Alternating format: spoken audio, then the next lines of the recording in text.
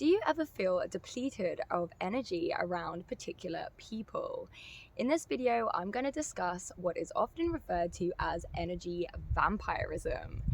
Now, energy vampirism kind of implies that our energy is being sucked away from us, kind of taken away from us. But I actually see it a little bit differently. Since the soul is projecting itself into this reality, consciousness is constantly feeding us energy. It is abundant by nature. I feel that we are connected to an unlimited source of energy. So perhaps the energy vampire doesn't directly steal our energy as such. What they do is they trigger us to think thoughts that restrict our own source of energy, our own flow of energy. And so the energy vampire can only really suck your energy if you allow them to through a lack of presence. I just want to make it a little bit aware that I feel that to call someone an energy vampire is kind of to dehumanize them in a way, but really they are a reflection of us. So by making the energy vampire the enemy, we create separation.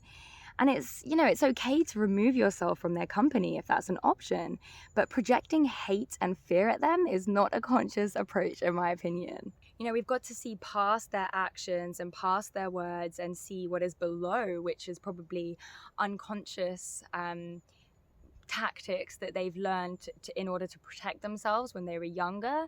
Maybe this is a person that is in an extreme amount of pain.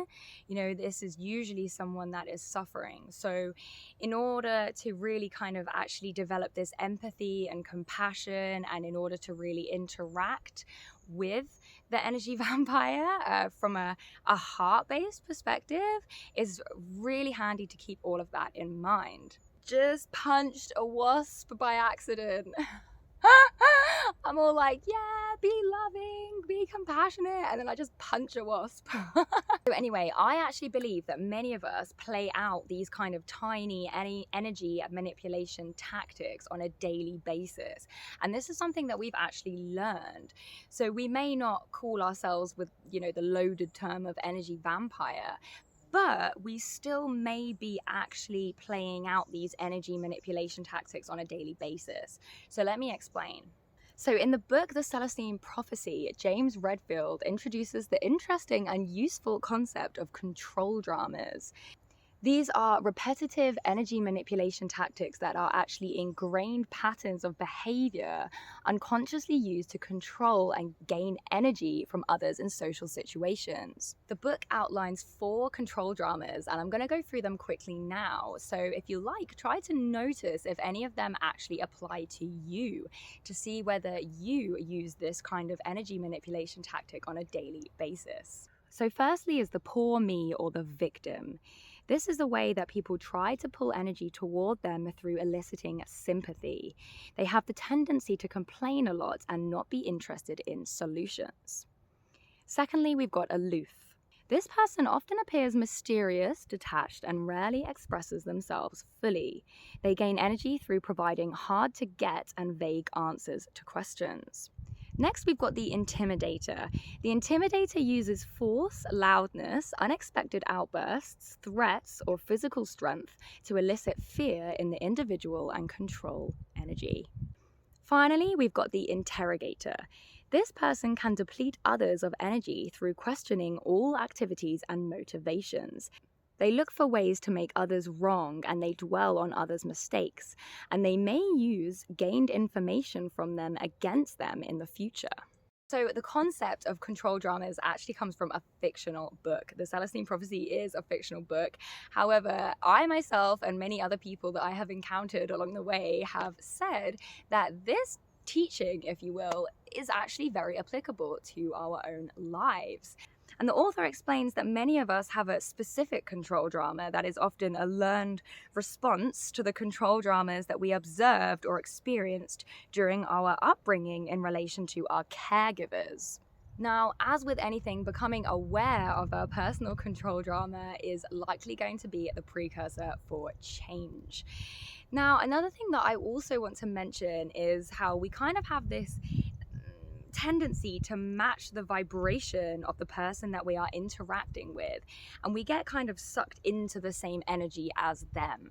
So we likely mirror them sometimes, and this is because of the principle of vibration, in that like attracts like in the world of vibration, and also obviously because of the principle of mirroring, of correspondence, as above so below, everything is a reflection. So if someone is complaining, then we might find ourselves getting kind of dragged in to that pessimism, into that negativity, getting wrapped up in it and kind of joining in. And similarly, if someone is being aggressive and intimidating, we may also react in the same way. So again, with awareness being the precursor to change, it is good to be mindful of this. Are we being copycat here? And if so, how can we practice non-reactivity? Which kind of brings me on to my next thing I want to talk about, which is, what can we do? What can we do around these kinds of people? Now, obviously, it is perfectly acceptable and reasonable to remove yourself from their company. You know, we want to be around people that uplift us, that make us feel good, and we want to have this kind of healthy energy exchange, if you will. However, sometimes it is simply unavoidable, and sometimes perhaps you want to hold space for this person. And yet, if it's a family member, you might not be able to remove yourself from them. So what can we do? I could definitely complicate things here, but let's just keep this simple. Presence. We stay conscious, we stay present. We watch our inner world, we watch our thoughts, our feelings, our emotions, and we stay present with it all. We remain aware, we remain in an alertness. So in doing so, we hold space for this person to be as they are, and we remain conscious and sovereign. We remain in our sovereignty while still holding space for them. It is very easy to think negative thoughts as a reaction to what this person is putting us through in that moment. And as I said, it is very easy to get sucked into their energy with them, especially if it is a family member or someone that is close to us, because there is a lot of history there. There's a lot of old patterns that play out, old stories that are very, very, very, have a lot of kind of gravity to them that really pull us unconscious. However, if we go into this with an intention to be present, and we draw on our will, draw on our awakening to really choose presence in that moment, then we are the witness.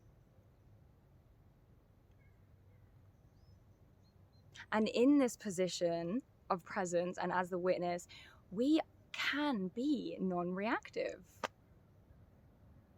We stand at the cause of our life rather than the effect. We master the situation. When remaining alert and present and awake, we are naturally basking in our infinite pool of energy. So we want to let go of falling into unconscious identification with thought.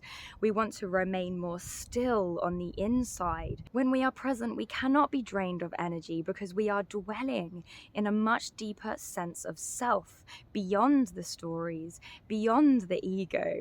So let thoughts arise, but don't get carried away in the thought streams. Don't get lost in mind identification if you can.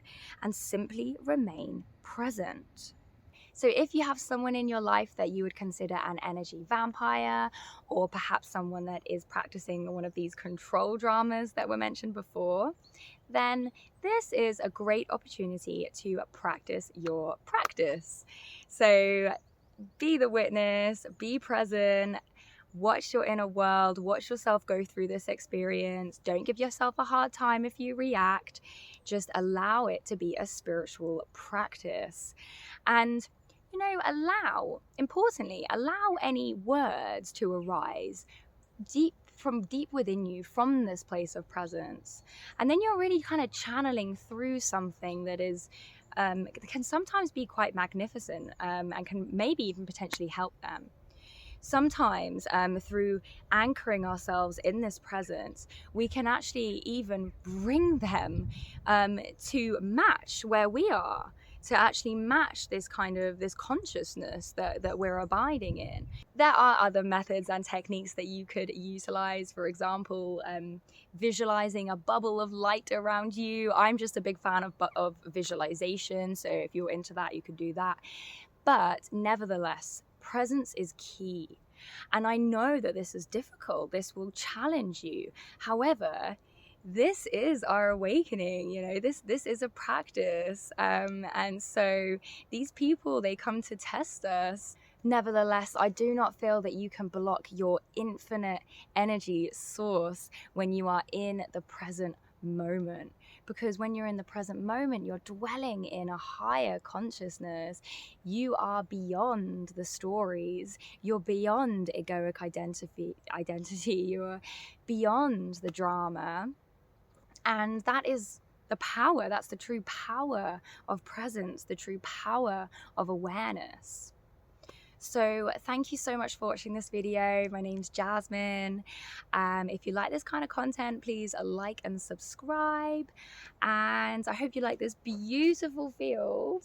Isn't it just lovely? And yeah, I look forward to seeing you in the next video. Bye.